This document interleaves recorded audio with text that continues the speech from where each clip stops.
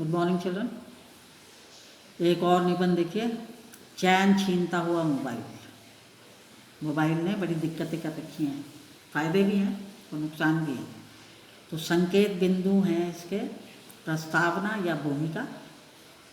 तो सबसे पहले भूमिका कैसे बनाएंगे इसकी कि प्रारंभ में जब मोबाइल का चलन शुरू हुआ था तो उसके विषय में बातें की जाती थी। जब उसका चलना शुरू हुआ था, आश्चर्य होता था कि कैसे बिना तार के ही फ़ोन की तरह बातें की जा सकती हैं, है ना। इस बात का आश्चर्य होता था। मोबाइल आया तो प्रारंभ में सभी को सुलभता से प्राप्त नहीं था। सुलभता से माने आसानी से मिलता नहीं था सबको मोबाइल। जिनके पास मोबाइल थे वे हर क्षण उसे हाथ में लेकर मोबाइल का प्रदर्शन करते थे या दिखावा करते थे या अपना बड़प्पन दिखाया करते थे। तो आज ये सभी को आसानी से प्राप्त है और अनेक रूपों में बाज़ार में भी आसानी से मिल जाता है। बाज़ार से आसानी से ख़रीदा जा सकता है। तो अब कोई बड़ी बात नहीं है। पहले लोगों के पास मोबाइल नहीं होता था, बहुत कम लोग थे जिनके पास मोबाइल होता था। तो कुछ लोग क्या करते थे कि हर क्षण अपने मोबाइल का प्रदर्शन करते थे, दिखावा करते थे, अपना बड़प्पन का दिखावा करते थे कि हम देखो कितने अमीर हैं। लेकिन आज ये स्थिति है कि हर किसी के पास मोबाइल है और बाज़ारों में भी मिल जाता है आसानी से।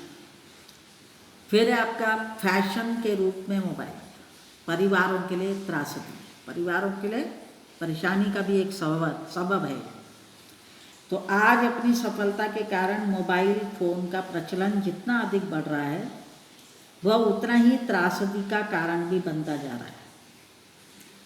इसने लोगों की दूरियां कम करके उनके चैन को भी छीन लिया है। इतना ही नहीं, अनेक क्षेत्रों में दुर्घटनाओं को भी मोबाइल ने निमंत्रण दिया है ना। मोबाइल करते रहते हैं लोग, फ़ोन पे बातें करते रहते हैं और गाड़ी चलाते रहते हैं, उससे दुर्घटनाओं को भी निमंत्रण दिया है लोगों ने। तो मोबाइल ने दुर्घटनाओं को भी आमंत्रित किया है। मोबाइल ने रिश्तों में प्रगाढ़ता ला दी है। प्रगाढ़ता माने बहुत गहराई ले आया है मोबाइल रिश्तों में। क्यों? लेकिन परिवार का चैन भी छीन लिया है। परिवार और छात्र जीवन के लिए मोबाइल जो है वो त्रासदी बन गए। छात्रों के जीवन के लिए और परिवार के लिए मोबाइल एक तरह की परेशानी का कारण बन गए हैं। इतना ही नहीं, ऐसे धनी लोग जिन्हें खर्च की कोई चिंता नहीं होती है, उनके परिवारों में मोबाइल पर बातचीत करना, उसे अपना शौक समझकर पूरा करना और अपना समय काफ़ी बर्बाद कर देते हैं इस बात में। खाना खाते हुए, नहाते हुए, सोते हुए, यहाँ तक कि अपने आराध्य की पूजा करते समय भी। आराध्य माने जिस ईश्वर को आप मानते हैं। ईश्वर के अनेक रूप होते हैं। तो कुछ लोग जैसे शिव शंकर को मानते हैं, कुछ बजरंगबली को मानते हैं। तो ऐसे ही लोगों के अपना अपना आराध्य होते हैं। तो अपने भगवान तक की पूजा करते हो, अपने आराध्य की पूजा करते समय भी अपना शौक समझकर क्या करते हैं, वो कब फ़ोन बज उठे और कुछ पता नहीं। इस प्रकार मोबाइल ने सबका चैन छीन लिया। मतलब पूजा करते समय भी मोबाइल पर ही ध्यान रहता है। फिर है मोबाइल संपत्ति और विपत्ति दोनों रूप में। मोबाइल संपत्ति और विपत्ति दोनों रूप में। विज्ञान का एक चमत्कारी आविष्कार मोबाइल इतना प्रभावकारी सिद्ध हुआ है कि इसके प्रयोग ने दूरियां कम कर दी हैं और इससे समय और धन की भी बचत होती है। सूचनाओं के आदान प्रदान में काफ़ी तेज़ी आ गई है। आप जल्दी से किसी से बात करके उसे कहीं भी हो, वो कहीं से भी पकड़ सकते हैं, उसको बात कर सकते हैं उससे और आपको पता चल जाएगा वो किस जगह पर है। आशंकाएं कम हुई हैं और कहीं गया हुआ जो पुरुष है, डर भी कम हो गया है, क्योंकि कहीं भी गया हुआ कोई पुरुष है या महिला है, वह सुरक्षित स्थान पर पहुंच गया है कि नहीं पहुंच गया है, इसकी पल पल जानकारी इसके द्वारा मिल जाती है। ठीक है। तो इस मोबाइल ने ढेर सारी खुशियां दी हैं। इस तरह मोबाइल मानव जीवन के लिए प्रमुख संपत्ति बन गई है। किंतु जैसे जैसे इसका प्रचलन बढ़ता गया वैसे वैसे इसका दुरुपयोग भी बढ़ता गया। कुछ लोग इसका गलत इस्तेमाल भी करते हैं, और दुरुपयोग विपत्ति बनकर अपने जलवे दिखाने लगा है। तो अगर ये संपत्ति है तो विपत्ति भी है, तो दोनों रूप में ही है मोबाइल।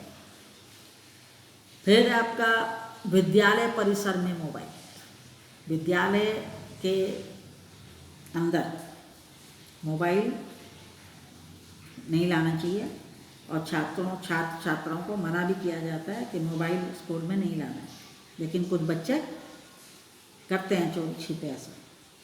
तो आज जब वयोवृद्ध जो होते हैं, वयोवृद्ध मतलब बड़े से बड़े लोग भी जब मोबाइल रखने की इतनी जिज्ञासा है उनके अंदर, तो फिर बच्चों से कैसे उम्मीद की जा सकती है कि वे मोबाइल ना रखें?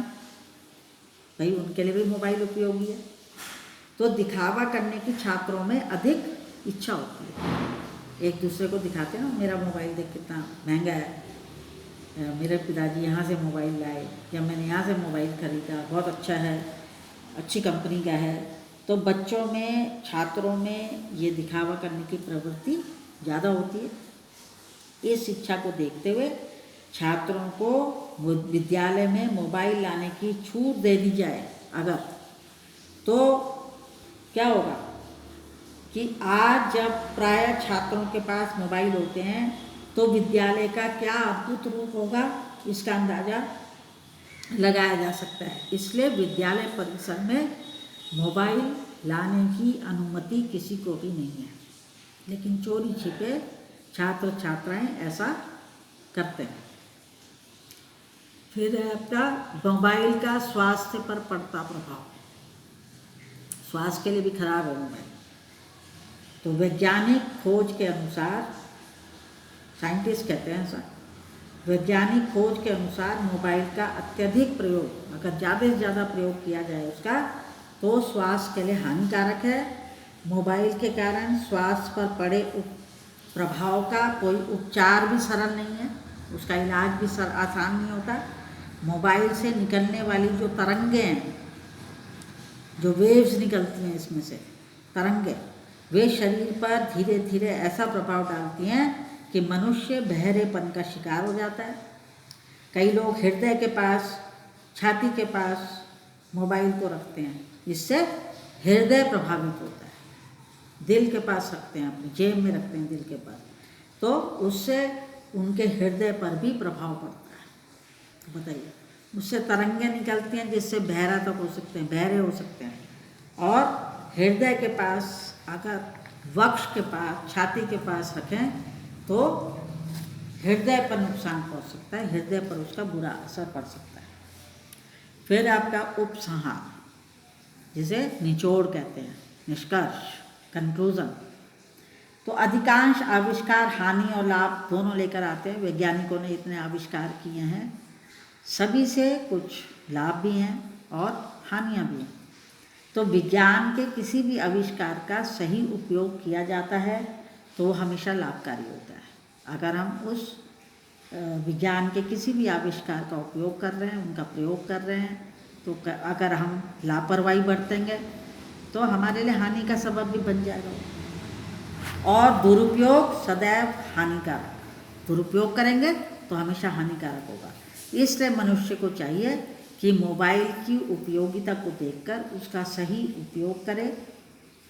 तो मोबाइल जो है वो मानव जीवन के लिए विज्ञान की एक अद्भुत देन है, अगर उसका इस्तेमाल सही तरीके से किया जाए। और हर व्यक्ति की आवश्यकता मोबाइल शौक की वस्तु नहीं, मोबाइल शौक की वस्तु नहीं है, अपितु सदुपयोग की वस्तु है। सही समय आने पर उसका उपयोग करे अगर कोई भी व्यक्ति, तो ठीक है। लेकिन अगर किसी को दिखाने के लिए या शौकिया मोबाइल का इस्तेमाल किया जाए और ज़रूरत से ज़्यादा उसका इस्तेमाल किया जाए तो वह दुरुपयोग है। इसलिए मोबाइल अच्छी बात है, मोबाइल से कई काम भी बनते हैं, लेकिन मोबाइल को शौक़ के लिए प्रयोग में नहीं लाना चाहिए। मोबाइल जो है वो सदुपयोग की वस्तु है, इसलिए उसका सही ढंग से और जितना कम हो सके उतना प्रयोग करना चाहिए। और इन सब बातों पर ध्यान रखना चाहिए। तो इसलिए मैंने आपका ये वाला विषय लिया कि चैन छीनता हो मोबाइल। इसने दूरियां भी बना दी हैं परिवार में। बच्चे बात नहीं करते हैं अपने माता पिता से, माता पिता भी लगे रहते हैं मोबाइल में, बच्चे भी लगे रहते हैं। उनके यहाँ जो रिश्तेदार आता है वो भी मोबाइल में लगा रहता है, तो रिश्तों में कमी आ गई बहुत ज़्यादा, बात नहीं करते हैं आपस में। तो आप इस निबंध को करेंगे, इसके जितने भी मैंने संकेत आपको सिखाए हैं, सारे समझाए हैं, आप इस निबंध को अपनी हिंदी भाषा की अभ्यास पुस्तिका में ज़रूर करें।